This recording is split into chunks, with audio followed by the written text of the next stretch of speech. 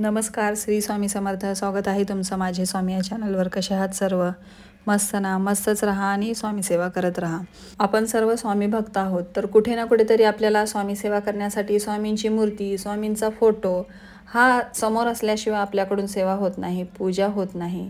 तर मनात कुठे ना कुठे तर वाटतं की आपण कुठे जरी असलो तरी आपल्याला वाटतं की हां, स्वामींचा फोटो आता असला असता समोर तर किती बरं झालं असतं, स्वामी मला आता दिसले असते तर किती बरं झालं असतं. असं प्रत्येक गोष्टीत आपण स्वामींना शोधत असतो.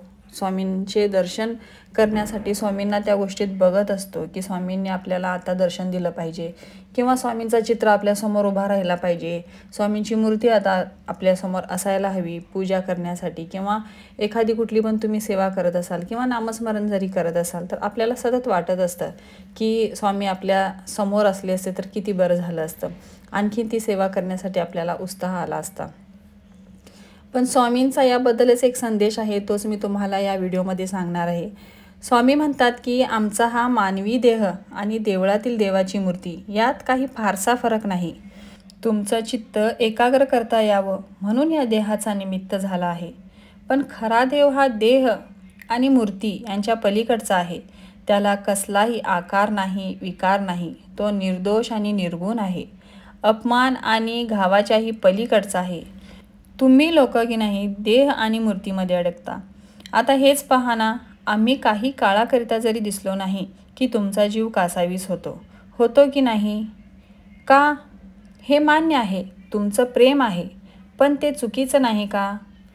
तुम्हाला स्वामीनामाचा आकार हा कायम सोबत का असावा लागतो? अरे त्यापेक्षा स्वामीनामाचा तत्व कायम सोबत असणं महत्त्वाचं नाही का? हे मान्य आहे की पायाला स्पर्श केला की समाधान मिळतं, पण हेच पाय जर हृदयात असतील तर फक्त मान झुकवून खाली पाहिलं तर दर्शन होईलच की. पूजा करून देव्हारा सजेल, पण मानस पूजा करून आयुष्य सजेल. आणि म्हणूनच सगुणाकडून निर्गुणाकडे जा. देह पाहू नका, आत्मा पहा. मूर्ती पाहू नका, शुद्ध निर्दोष परमात्मा पहा. तर स्वामींचा सांगण्याचा हाच संदेश आहे, हाच अर्थ आहे की आपण कुठे जरी असलो तर फक्त आपल्या हृदयामध्ये जर स्वामी असतील तर कुठेही बसून आपण स्वामींची सेवा करू शकतो, स्वामींची आराधना करू शकतो. फक्त आपल्या हृदयात स्वामी पाहिजे. त्यासाठी स्वामींची मूर्ती हवी किंवा स्वामींचा फोटो हवा किंवा साक्षात स्वामी हवेत हा हट्ट आपण धरायचा नाही.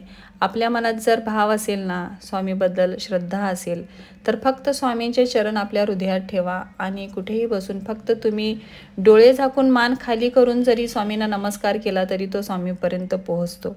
स्वामी खूप दयाळू आहेत, स्वामी खूप कृपाळू आहेत. स्वामी म्हणतात तुमचे कर्तव्य करा आणि मग माझी आठवण करा. तेही तुमच्या हृदयात ठेवून मला आठवण करा, मी क्षणात तुमच्याकडे पोहोचेन.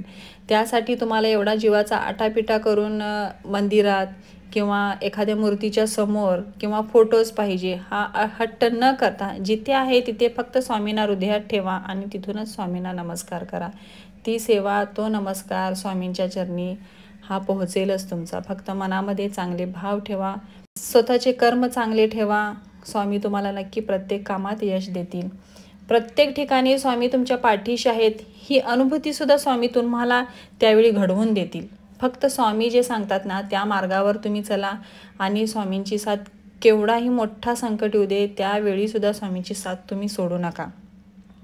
आता बरेच असे भक्त असतात की स्वामींची सेवा करतात थोड्या दिवसासाठी, पण जर काही त्यांच्या मनासारखं झालं नाही, त्यांच्या काही इच्छा पूर्ण झाल्या नाही की लगेच स्वामींना सोडून देतात आणि दुसरं देव पकडतात.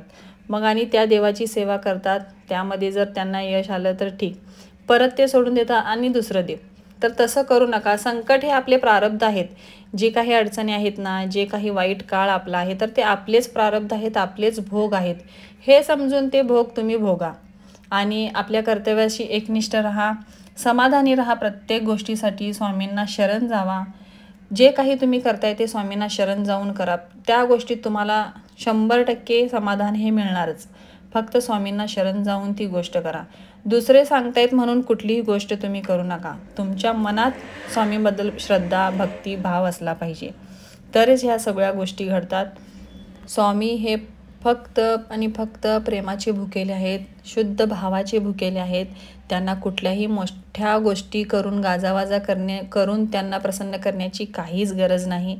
स्वामींना फक्त मनातून तुम्ही श्रद्धेने हाक मारा, ते नक्की तुमच्यासमोर येतील आणि तुमच्या ज्या काही अडचणी आहेत त्यातून तुम्हाला बाहेर काढतील.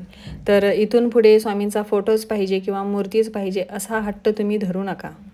तर स्वामींचा हा संदेश मी जेव्हा ऐकला तर तेव्हा मला वाटलं की हा स्वामींचा संदेश बऱ्याच स्वामी भक्तांपर्यंत पोहोचला पाहिजे. जे खरंच स्वामींची मनापासून भक्ती करतात त्यांच्यापर्यंत पोहोचला पाहिजे. तर त्यासाठी मी आज हा व्हिडिओ बनवला आहे. तर कसा वाटला तुम्हाला आजचा व्हिडिओ नक्की कमेंट करा. व्हिडिओ आवडला असेल तर चॅनलला लाईक, शेअर आणि सबस्क्राईब करा. तोपर्यंत सर्वांना श्री स्वामी समर्थ.